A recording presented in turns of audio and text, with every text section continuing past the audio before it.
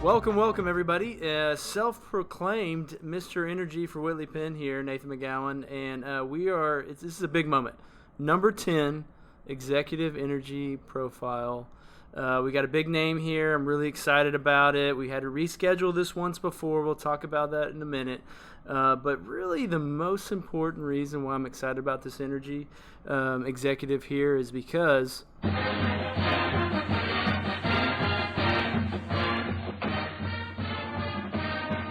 our first Texas Tech Red Raider on the show. I'm ecstatic. Blake, please introduce yourself. He's the managing director of U.S.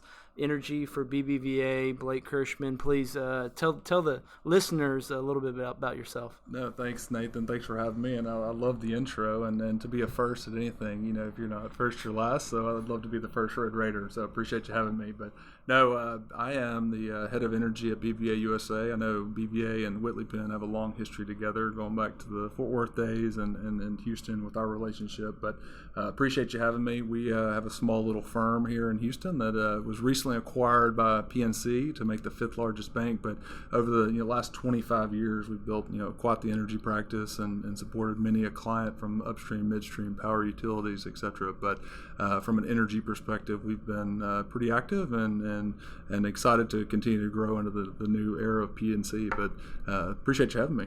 Yeah, so we originally had this scheduled, I think, for March 9th.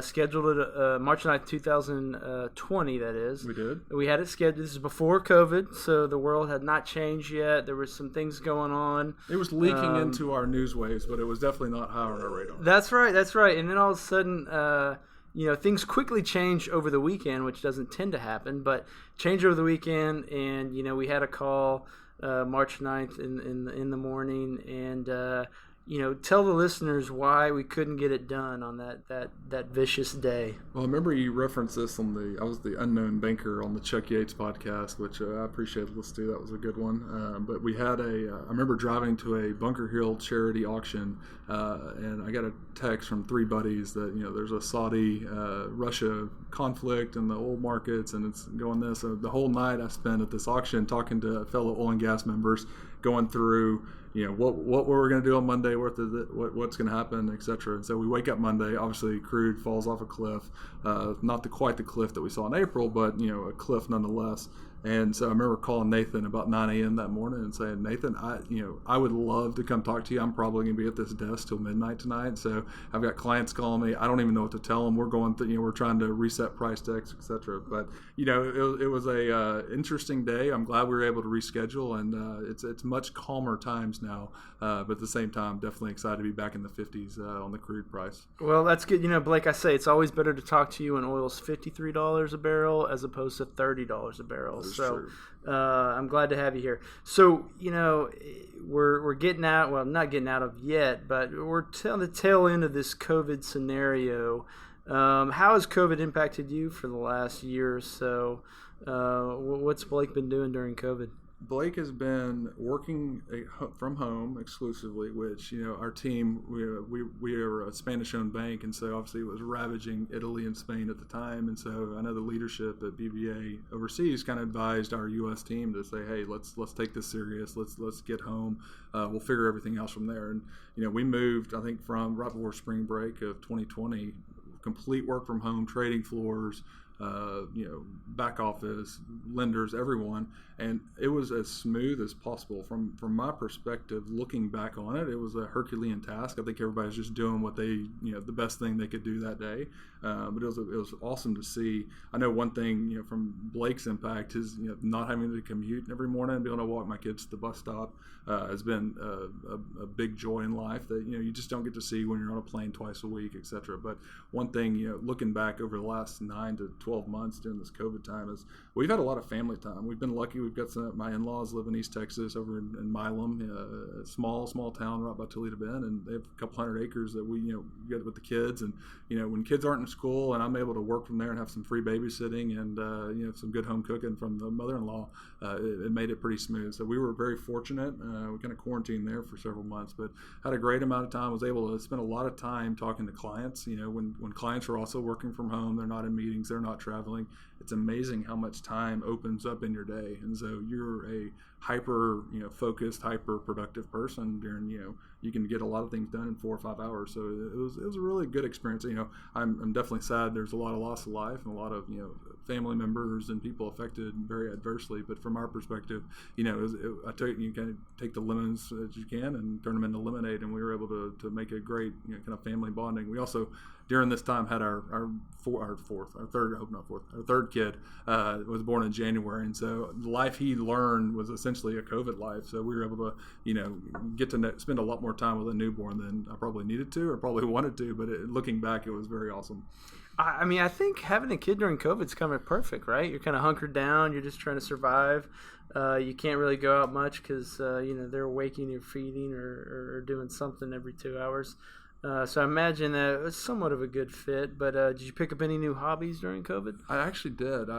Being in the small piney woods, I wasn't much of a hog hunter, but apparently I realized the problem that hogs are causing on the native environment over there, and so there may have been a thermal scope purchased and a few green lights that we could hunt hogs, and my kids are all about it. They love doing it. They can't wait to go hog hunting, and so I think my father-in-law is happy because we helped some crop killers out there. But yeah, it's something you could do late at night, and definitely a new hobby. I don't know if my wife's super impressed by it, but as with many things I do, I think she tolerates it to a certain extent. So it's an odd hobby, but it's something we did pick up. Hey, eradicating hogs from a good property is a valiant hobby to consume you during COVID. Okay, so I've known you for a while now. I know a little bit about your background, but let's start from the beginning. So you grew up in Sherman, Denison. I know there's no Sherman. It's just Denison. I don't know enough about the area to condone that, but so Denison. Tell me about it. Growing up there, and how big is that small city? No, absolutely. It's a great town. I joke with friends that come from there. It's if I could raise my kids in what we were raised in back in the 80s through 90s, I would absolutely replicate it. I don't think too many of those exist anymore, but a lot of my great friends are still from, or not live there now, but from there. It is a very small town. It sits on the Red River by Lake Texoma. It's an hour north of Dallas. It's kind of the last stop before you hit the Choctaw casinos up in Durant. But, the beauty of Denison, it has quite the history. The few things that I always like to point out to people is, Dwight Eisenhower's from Denison. His birthplace is there. One of the great presidents we've had, World War II heroes. Also, the Sully Sullenberg, who landed the plane on the river, is from Denison, and I think he spoke. Actually, I know he's Sully, so the town of Sully. Yeah. And then also, it's the oldest high school football rivalry. The Battle of the Axe goes back to 1800. It's a long time between Sherman and Denison. Okay. Luckily, Denison, 1984 state champs, which is also the name of our fantasy football league. A lot of people appreciate. So, did you play football when you were? I played football up through 8th grade, and basically I was told, you have to pick a path, basketball or baseball or football. I chose basketball. I was a little better at that, and was able to play that all the way through high school along with baseball. But definitely, it's a football. Looking back, that I regret that a little bit, but at the same time, is being able to spend a year round doing basketball was a lot of fun, and we did some pretty good in the playoffs, junior and senior year as well. So all right. So growing up in Denison, I mean, you're in energy now, but surely your parents weren't in the energy industry back then? They weren't. My mom was a saint and stayed home and worked and raised 2 boys. I've got a brother who's a teacher still in Denison today. He actually just had his first kid. They all live still in Denison. I moved south to Houston, but very fond of the area.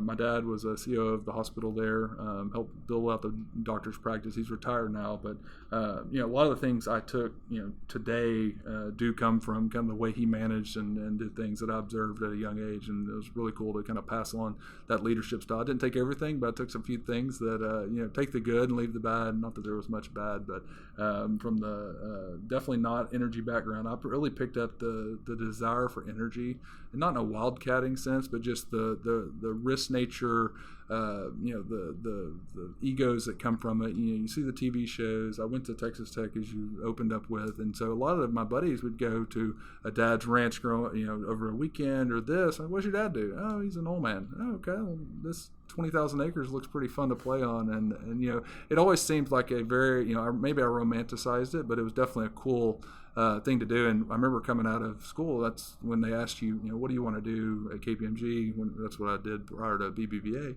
was, I'd love to do energy. And so I kind of got a hybrid. I did a little energy and a little healthcare there. But at the same time, I remember always being, there was a pull towards the energy patch. Okay. And so, Blake, as a youngster in Denison, what'd you do your formative years there? What do you remember? Do you work at a Pizza Hut? Are you delivering pizzas? Or you? I didn't do that. There was a lot of sports. So we were consumed with sports, and I remember we didn't grow up hunting. We didn't we did a little bit of duck hunting in high school and others, but there was sports around the clock, and we kept our dad busy. We'd mow the grass down and have the infield set up in the backyard, waiting for him to come home from work and hit grounders. And whether it's and this is prior to what today is select ball. We remember stay at the Jacksboro end at a baseball tournament, but it was a lot of sports. And then you get in high school and you kind of the independence kicks in, and we'd have our lawn mowing business. And I remember spraying. We'd get a job power washing the Ford dealership roofs and putting in sprinklers. And when you're doing it with your buddies, you're learning a lot of good lessons. And you definitely realize there was a point where it's like, that college degree and that office job with AC is a good thing to have. And so definitely some motivators there. But it was a good place to grow up. So highly recruited by Texas Tech, I'm sure. But what made you pick going to Texas Tech post high school into college? Well, it's funny you say that. I was definitely not highly recruited for sports, and I was surely not highly recruited for academics. I know that's a fact and can be attested to by my wife and all of my friends. But I remember a reporter after a playoff game in basketball. I was like, "So where are you going to go next year?" I was like, well, I'm a senior. And he goes, well, where are you going to play? I was like, I'm going to, probably be at the fraternity house and chasing girls. And he goes, oh, you're not going to. I was like, the junior college route was not I think that was the peaking of my existence. So I was like, I'm going to go get the 4-year degree. But a funny story about that was I went out there, and my dad had always told me, he's like, I'm super outgoing, you can call me hyperactive. I'm always on the move. And so I remember him saying, like, an office job will never do you well. You need to be doing something. You're always on the move, chasing people. And he's like, landscape architecture, you did great with all the stuff. You maybe do that. And I remember signing up, went to Tech, go to the orientation, and I'm sitting there, and they're like, all these, y'all are great artists, and your design, and I'm sitting there going, like, they're checking off every box. And I remember saying, man, I'm not good at anything they just said. And I remember I walked out and I go, Dad, I got to move. And he goes, all right, business school it is. And so we walked over, talked to the dean. And I don't think you can do this anymore these days, but we literally walked over to the advisor council and the dean, and they're like, all right, you're going to the finance department or management department. So I go in there, and actually, I met a few accountants, and they were, I shifted to an accounting degree from finance. So will you pause there? You met a few accountants. They were amazing. Well, they were great. They were great. Really personable and exciting. Exactly. It was. I said I have to do this for the rest of my life. But actually, what they told me was, Blake, you're not going to believe this. They'll pay you $5,000 to sign up for an internship. And I said, $5,000 for an internship? Wait, and pay you? I'm in. And so I did that, and then I got the hook. So no, it was a great experience. But I don't want to jump the gun there. But it was definitely an interesting way to transfer from a landscape architecture degree to a business degree on the first day of orientation. So you go to God's country, also known as Lubbock, and your first year undergrad. What was it like transitioning to Lubbock from the big old town of Sherman or Denison? Yeah, easy there. From Denison, which is about, when the river's low, is about 20,000 people. When it's high, it kind of takes some people with it. So it's definitely a small town. Lubbock is about 200,000 with the so it's 10 times as big as Denison. So I was going to the major metropolis of Lubbock. And when we got up there, it was interesting. You're an hour and a half from skiing in Ruidoso. There's great, I'm a waterfowl hunter, and there's some of the best waterfowl and pheasant hunting in the country is in the Panhandle. And so that's ducks for common folks. Okay, ducks and geese, and we would go out, and one of our friends would say, let's go drive around on a Saturday. So we'd cruise around and go talk to farmers. And I think they got some bad taste from other tech students or others over the years that wouldn't respect their property and would say, you've got 10,000 geese out in your field eating your crop. We'd love to hunt them. And he said, well, I'll let you hunt them, but if I call you, I expect you to come help me, bale some hay or do something like that. And he said, no, that's it. And we only got called one time, and I think he just wanted to make sure we'd come so we could keep hunting. But that was part of the fabric that I really appreciated about Lubbock. It really was, everybody's your friend. If you ever needed help, tires flat, that someone was stopping to check on you. So just good people out in West Texas. No, I hear you. And so did you always know you wanted to go finance? You touched on possibly accounting, but did you start finance and then go accounting? No, how did that turn? It went to the landscape architecture, and then I kind of slid into the finance degree from that. So it was definitely a targeted approach. But yeah, I think that with the finance degree shifting to accounting was what was the most attractive at the time, and not by attractive, you mean how can you gainfully get employed? Yes, absolutely. And so you're in the accounting route. Did you know you want, at what point did you figure, okay, I'm going to do the public accounting MSA route?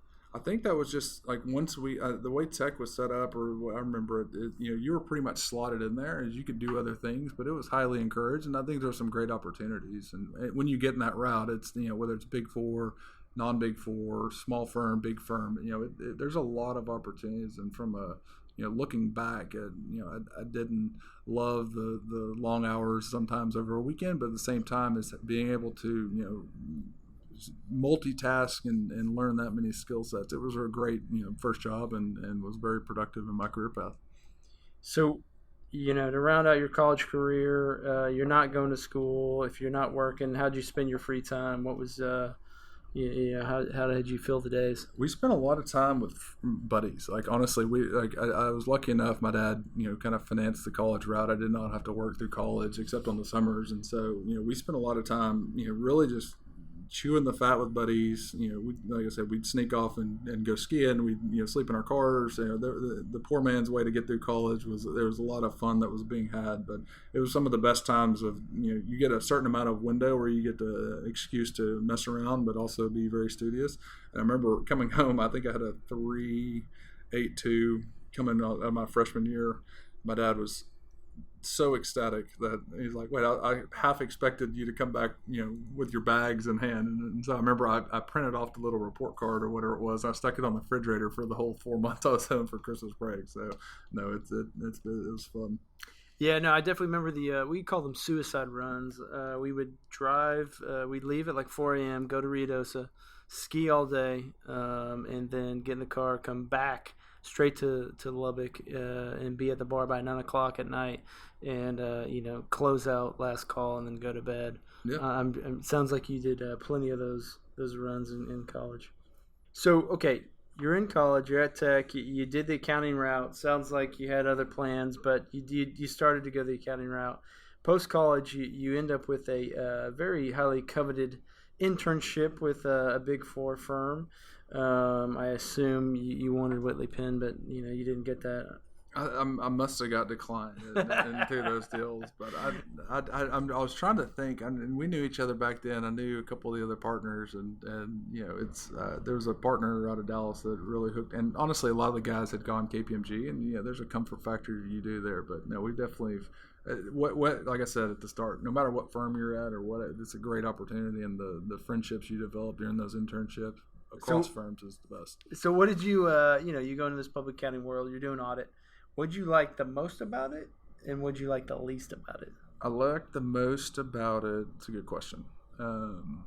Would be the amount of people you're surrounded by from your same age, same path of life. Like I met my wife. We didn't She was also at KPMG. We didn't really meet there. It wasn't an accounting love story, but it was the connection was through there. And is she also an accountant? She is also an accountant. Man, you did marry right. I know. She's good. She's now there's a interior. She has a cush job as an interior designer, business manager here in Houston, and so she's doing all right. But no, she's the better accountant of the two. If you kill me for saying that. Well, tell her we're always looking. Okay. No, I will. So what about the lease part? Did you have those long, big 4 hours? We did. I think that and the least. The part I liked the least was definitely just you get siloed in on something. It's like, go count the widgets for this, and then it was like, well, I'd rather go. My favorite part of the job, which will lead to the least favorite part, was like when they did SOX testing, and you could go sit in the CFO's office and spend 30 minutes as a 23-year-old chewing the fat with the CFO, and like that was the fun part to me. Doing an inventory and Odessa for a dresser ran or whatever it wasn't really that was fun getting out of the office, but counting the numbers was not my best suit. I was probably the worst accountant that they could have hired, but it is what it is. So you're doing your years there, and you clearly, I guess 2 or 3 years in, decided this may not be the role for you. So what made you start looking into another opportunity? Did they reach out to you? You reach out to them? That's another good question, and it wasn't necessarily me looking. I knew at the time it wasn't public accounting wasn't. I wasn't going to be a partner and moving up the public accounting chain. This was 2009 is when I went from KPMG to BBVA. And that was also when the, obviously we're coming off the financial crisis. The markets are a mess. Unemployment's through the roof. It is horrible. And, our group, the healthcare group and the other at KPMG kind of got rolled up. And I think there was here's a severance package, or do you want to be an international tax guy? And I was like, I'll take the severance package. And so I was kind of sitting back and figuring out what I'm going to, do next. And, I'm at the ripe age of 25 with the, thinking I know everything. And I remember I called a friend of mine and said, love to talk to your dad. Actually, he reached out and said, you need to talk to my dad. They just bought a bank. He loves the accounting backgrounds and that. And so reached out to Murray Brasso, who's a good friend of mine. And basically, he kind of interviewed me and went through the process, and here we are today. So. Okay, so what was Murray's role at BBVA at the time? Murray started the group back in 1995 from scratch. Wow. And so he came in from Bank One and started it and grew it from a couple $100 million to $11.5 billion in energy book over the years. And when did he retire? He retired in 2014, so actually September of 2014, if you remember the price fall. So I don't know if it was wisdom or what, but he stepped back and said, I think I'm going to move on, and ended up retiring then, passed the reins over to Dorothy Marchand, who was his number 2 for through those entire years. And so she ran the group through a very tumultuous time of the energy downturn and OCC guidelines and blah blah blah, and and basically in 2017 is when she retired. And I think they do we go hire someone from the outside? We've got some young good talent in the office. I count myself as the cheaper option that was very hungry for the job, and they trusted me to do it, and I'm thankful they did, and it was a great little run. And so, when you go from bean counter to, money provider, like, what was that transition like? It was, it was pretty smooth in my opinion, because I like the way I've always lived my life, the way I've always done business is, it's a people thing. It's a relationship. It's a people-oriented space. And so I don't really shift how I do things based on, am I doing an audit or am I giving a loan? It's really, what's the person's story, get down on the personal level with them. And that really, has served me well, whether it's in the private sector or the non-for-profit sector, on volunteer things. It's just, at the end of the day, we're all humans. We all put, our pants on one leg at a time. And so whether you're Elon Musk or Nathan McGowan, it's the same process. So I actually jump into my pants. You jump in. There you go. You are the my wife holds them, and I just leap right in. No, that's something it's kind of a bonding experience we do once a day. The clip on the start on the homepage of the podcast. So you've been in energy banking, and you've been there for 12 years, but it's been quite a unique 12 years, right? I mean, it was kind of a boom for a long time, and then you've had the last few years that have been a little bit different, and then, even throughout that. But, I mean, what is your, you step back and you say, man, I've been here 12 years, but there's been a lot of uniqueness to this 12 years. I mean, how do you step back and kind of describe, what it's been like? No, that's a really good point. And, people, when I first got into the energy side, people always said, well, you don't have any experience and you don't know what you're doing. And I kept thinking, I was like, a lot of what you're telling me is from 1970 or 1980.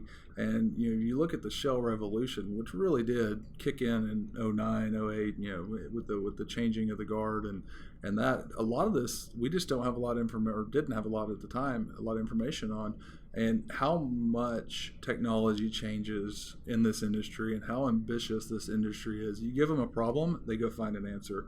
And there's really nothing that can change that, because one of my favorite clips I play for when we have the Spanish guys in town is an old Jimmy Carter clip. I think it's him at the inauguration or one of the debates going into the presidency.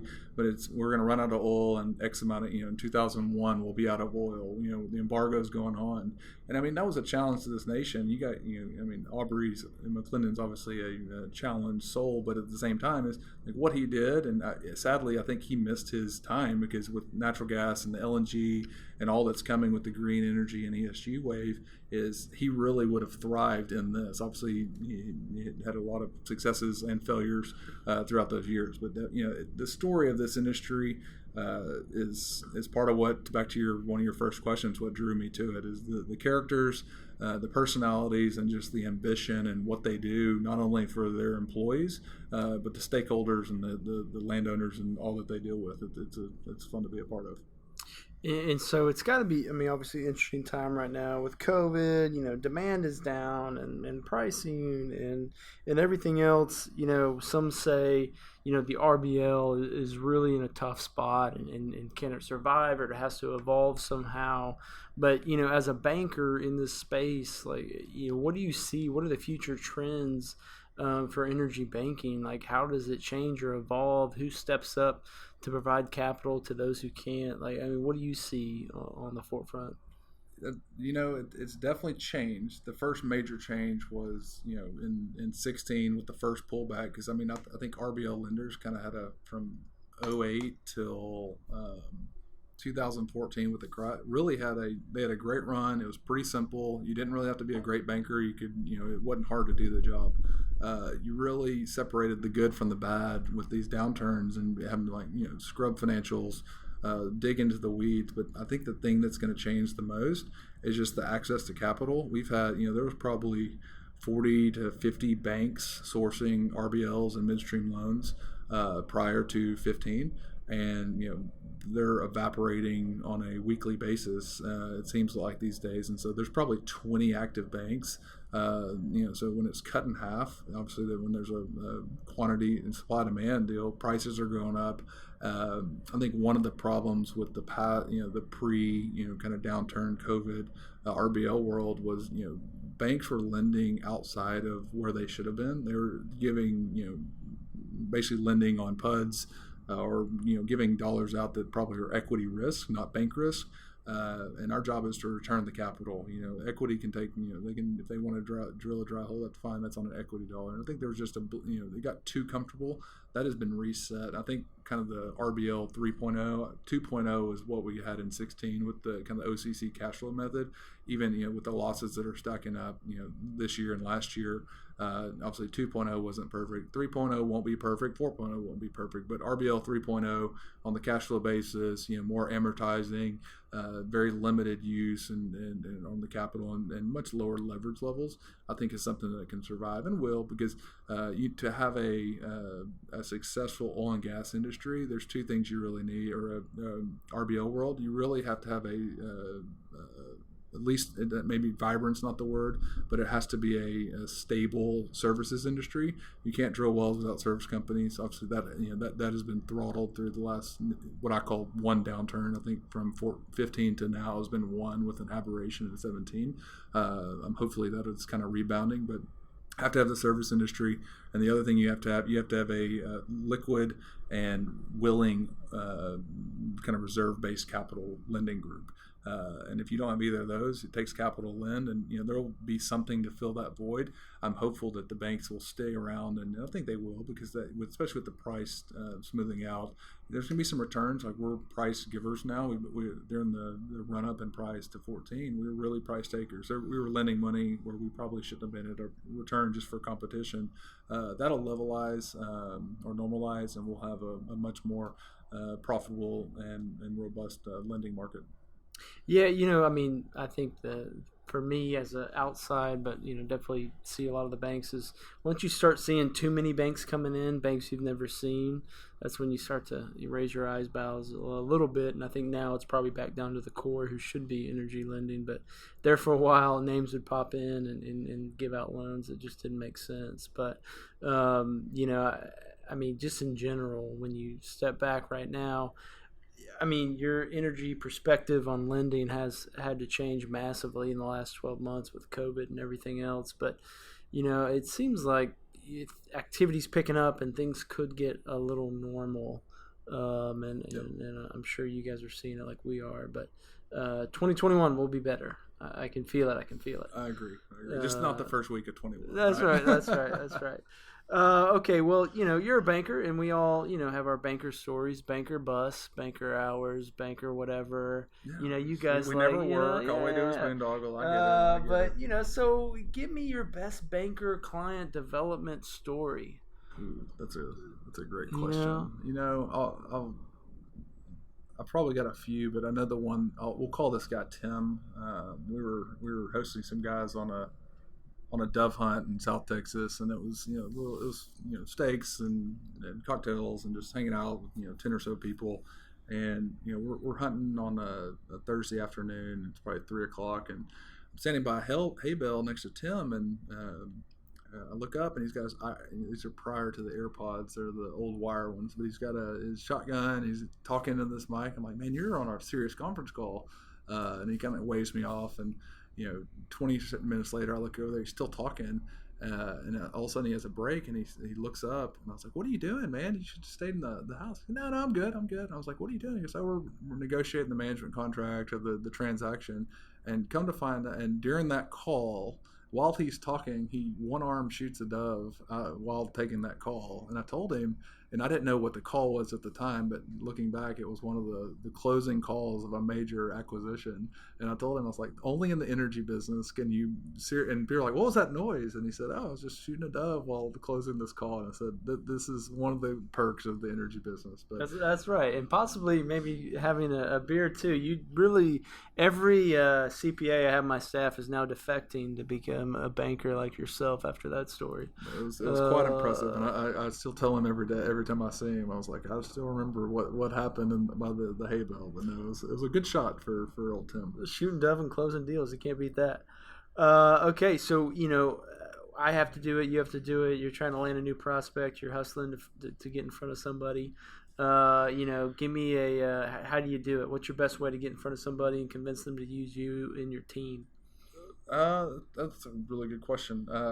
What's nice is I think it gets a little easier with age. Is you build up quite the network, and people from the Kevin Bacon rule. Someone knows you after 15 years of running around this space, and so if I don't know them personally, someone I know pretty closely does, and there's nothing like the personal touch. So if you know someone well, and I'm trying to get in front of, I'm going to call you as we're friends and colleagues, and I'll say, Nathan, I'd love an intro, and it's amazing. Cold calling, I remember doing that back in the days. I'd wear my phone down, and it works if you're persistent, but at the same time, the personal touch and reputation really go a long way. So I lean on my network, and I don't abuse my network. There's a key there. I know a lot of people abuse networks and this and that, and you gotta.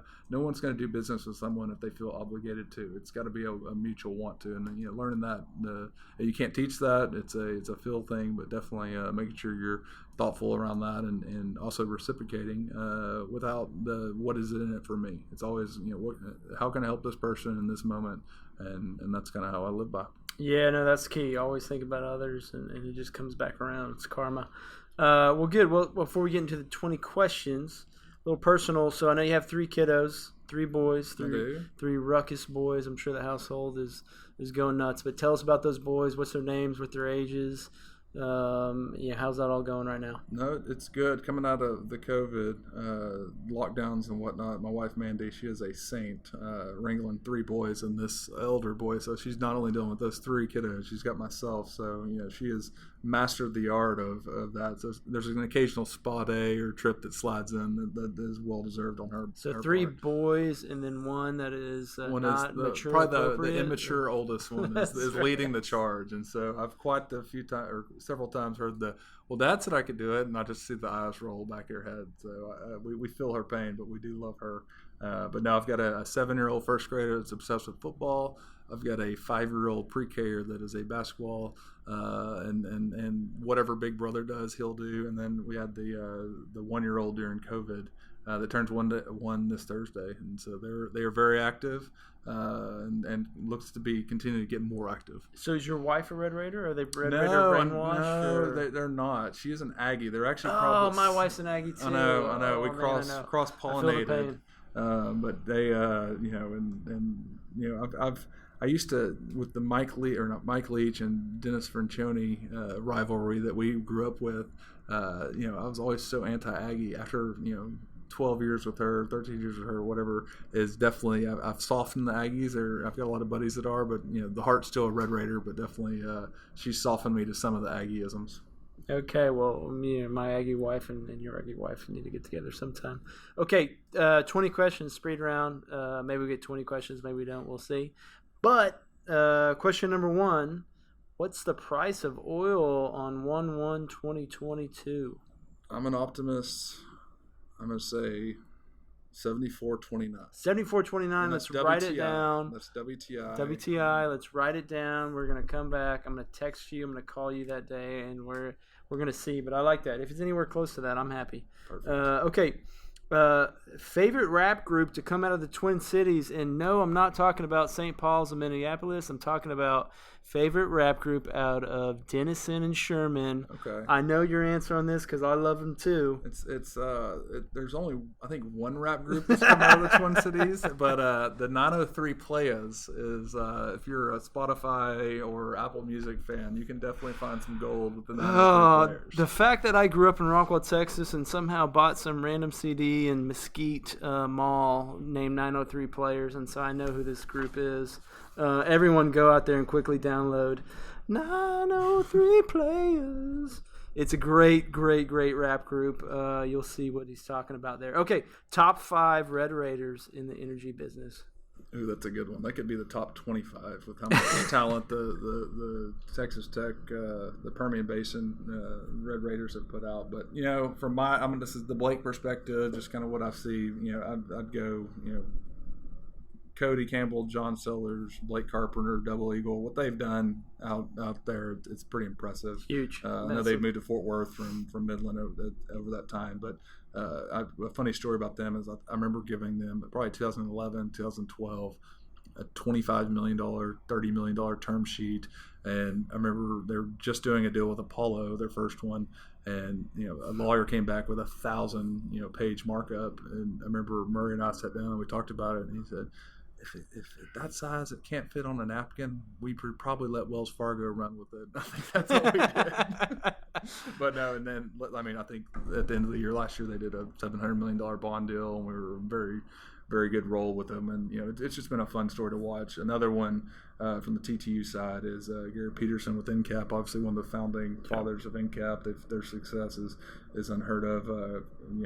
Another one, Chris Alds with we banked him at Texana Teak. I know most people probably know him at Pearl, but another great guy. He's got some great hair, some of the best hair in oil and gas. He does. Also, when you think private equity, energy, and Texas Tech, there's not a lot of names there, but Chris Auld, Gary Peterson both go there, so that's awesome. And, another one, private company that Crown Crest, Tim Dunn's been around for a long time, client of the bank, and just one of the best great Midland oil guys that's very charitable and does a lot of good for this country. Also, another one is funny. My Texas Tech magazine got mixed up with this gentleman. He got the Blake Kirshman version, and I got the Mel Riggs version. But Mel Riggs from Clayton Williams is another funny one. I remember calling the school, and I was like, "Yeah, I've Mel Riggs' Texan magazine." And they're like, "Oh, well, he must have had yours because we had a similar call." So, funny story. I saw him in a meeting. I was telling him that I should have brought the magazine and swapped it out with him. But he's like, "Who the hell's Blake Kirshman?" There's definitely a big history. A big list of Texas Tech guys and girls that come from that school, and I think with what the investment that they've made in their petroleum and landman and finance accounting side is just continue to grow. It really where they sit over the basin and their connections to West Texas, it's going to be a long pipeline for great energy talent. That's right. Many names, unnamed, but many could be on that list. It's a lot of good Red Raiders in the business. Okay, so name an event that had a big impact on you or helped mold who you are, whether that's in youth or in business. What's the one thing that just spikes out? You know what? This happened. It kind of caused me to do X, Y, Z. I would probably. That's a good one.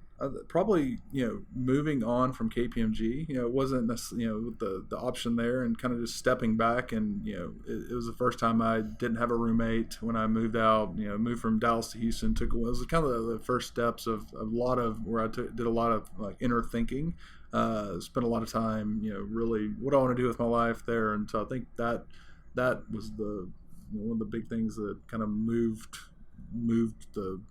where I was heading in life. Okay, so as a DFW boy like myself, you and me, and we started out in Dallas and in our careers, moved to Houston. Give us, what's the one thing that you enjoy more about living in Houston than Dallas?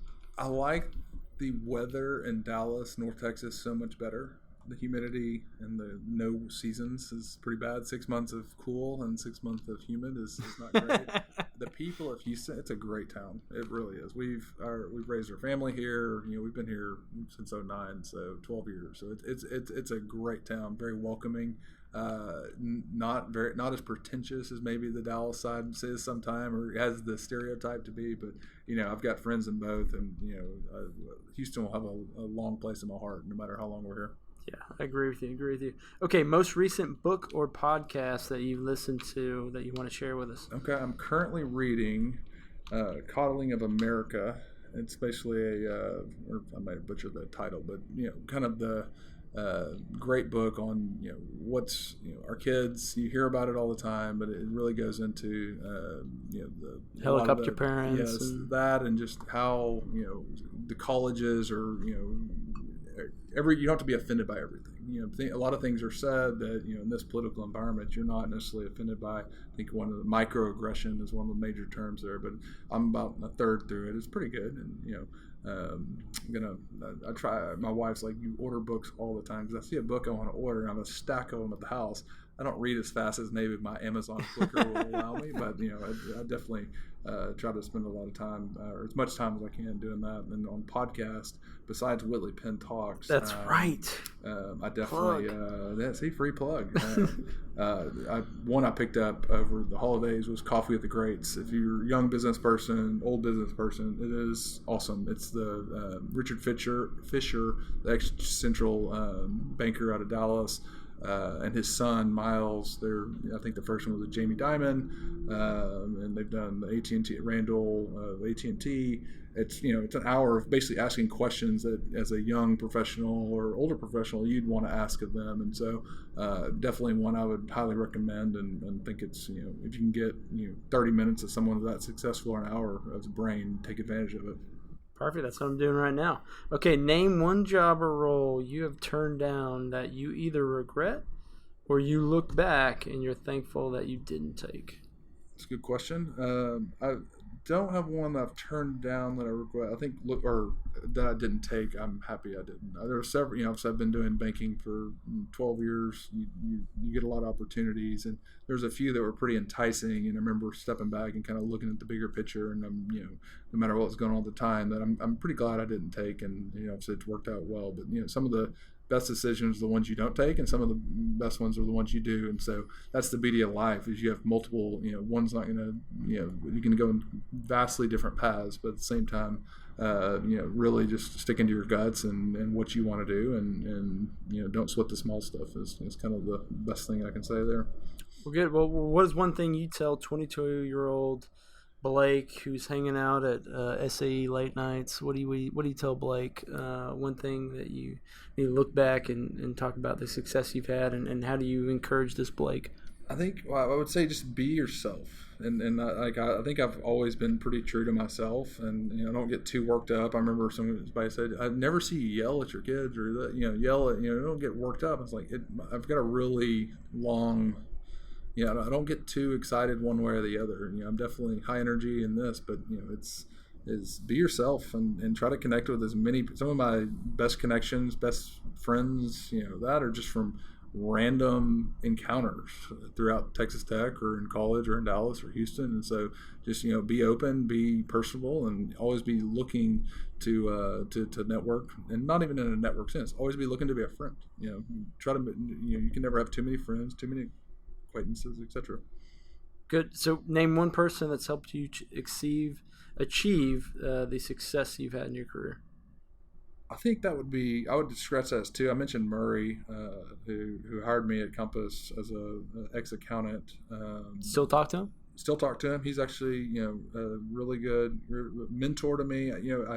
He and Dorothy Marchand are two people I've learned so much for, and I'm thankful for their kind of leadership and mentorship over the years, because you really, whether you're 55 or 25, you need to surround yourself by good mentors where you can bounce questions off, you can chew the fat with. And one thing I've really tried to do throughout my career is really surround myself and just have open, don't talk to them all the time, but where I can reach out and bounce things off and just chew the fat and get their perspective. Because as a 37-year-old, you don't know everything. You know what you know that day, and there's a lot of things looking back to 22-year-old Blake that I thought I knew then, and I knew but that was so far wrong. And so being able to harness that network and ability is something I definitely advise people. And so, you're a little bit more elder now, but if you had to replan your bachelor party, how would it go down and where would it be? I'm pretty simple. I probably wouldn't change it because it was so fun. And when I say I'm gonna hopefully not cast myself as just a avid hunter and golfer, but we took 10 guys. I was actually at a meeting at the Broadmoor in Colorado. I cut that short.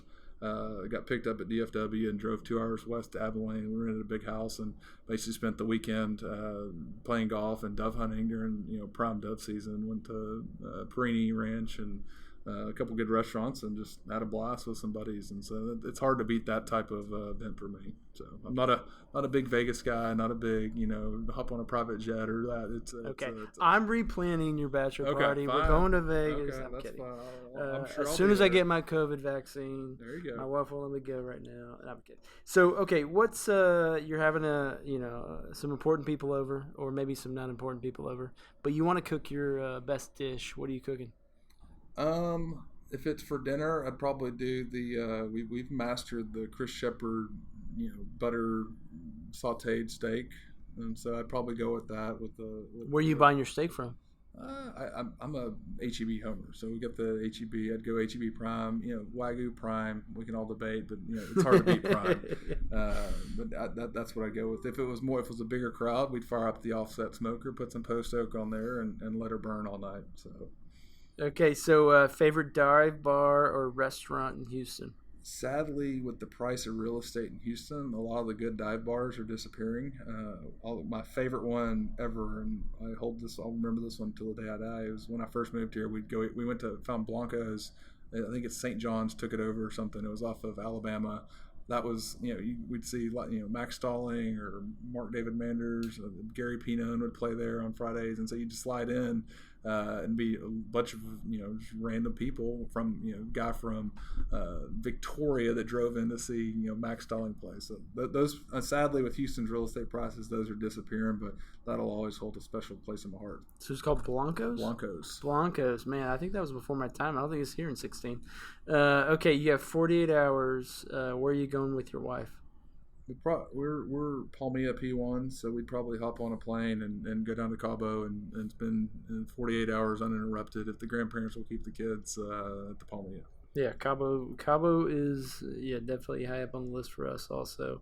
Okay, you could have dinner with 3 people in the industry currently. Who are those 3 people? Ooh, that's a good question. I should have previewed these, huh? I would probably pick. Could be clients or not clients. I'd probably grab like a Vicky from Oxy, one of her activist investors, and one of her biggest supporters, and force them all in a room, right? And have a private room where you've got, or maybe Warren Buffett since he invested. So Vicky, Warren Buffett, and someone from Energy Fintuit. Or someone that hates Oxy and go through it, and I would make sure we all leave on good terms, and I'd make sure that every story was heard, and I guess we'd let Warren Buffett be the judge, but that's probably who I'd grab. Okay, so you're a simple man from Sherman, then Easy, TTU, easy. And then we heard your bachelor party. So if you were to just splurge on something, which doesn't seem like you're a splurger, but if you had to splurge on something, you were forced to, what would you splurge on? I'd probably be the proud owner of a couple thousand acres of piney woods in East Texas. Texas, okay. It's I can do the big. I don't need 20,000 South Texas. Couple thousand would keep me busy, and maybe make some timber profits every now and then. So I'm a simple man. I like it. We actually have a partner that has some land out in East Texas. Adam Rhodes. Shout out to Adam Rhodes, and he is a timber farmer. There you go. Okay, what job would you be terrible at? Accounting. We're gonna hire you. If this banker thing doesn't work out, you're gonna be on the audit team. The problem is I'm tried and true tested, so I can that. Or as my wife says, as we watch like a neurosurgery documentary, she's like, "You'd be a doctor would be the worst. Would you really want this face looking over you as you go under? Yeah, it'd be doctor."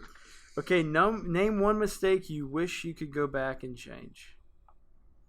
This is cliche. I wouldn't. I mean, I've made 1,000 of them, 1,000,000 of them, and I wouldn't because I really do.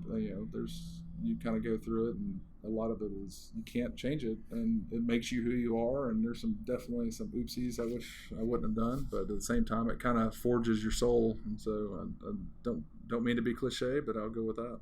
Okay, so then name one movie you can watch over and over again and not get tired of. I would say Caddyshack. Caddyshack, love it. Okay, what's one thing on your bucket list that you haven't done but you want to do? That's a good question.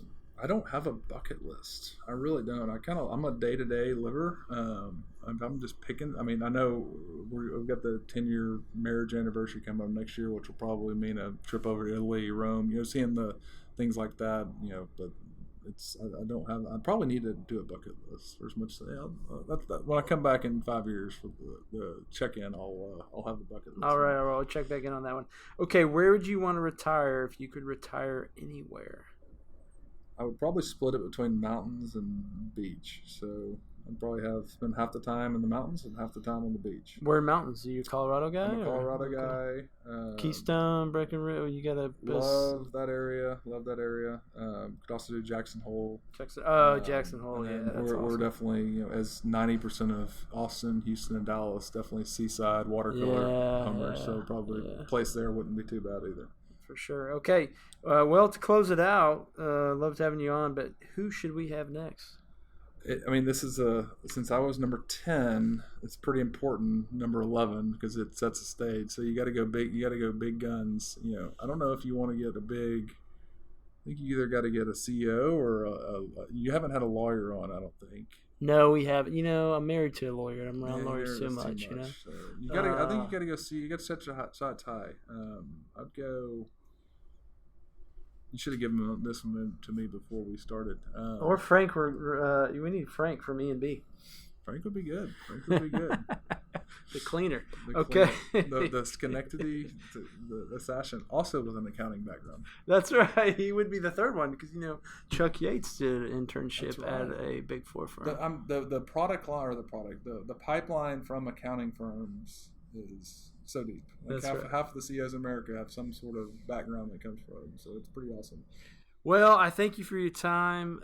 It's been great. I'm glad you guys listened. We're out, and thanks again. Thanks.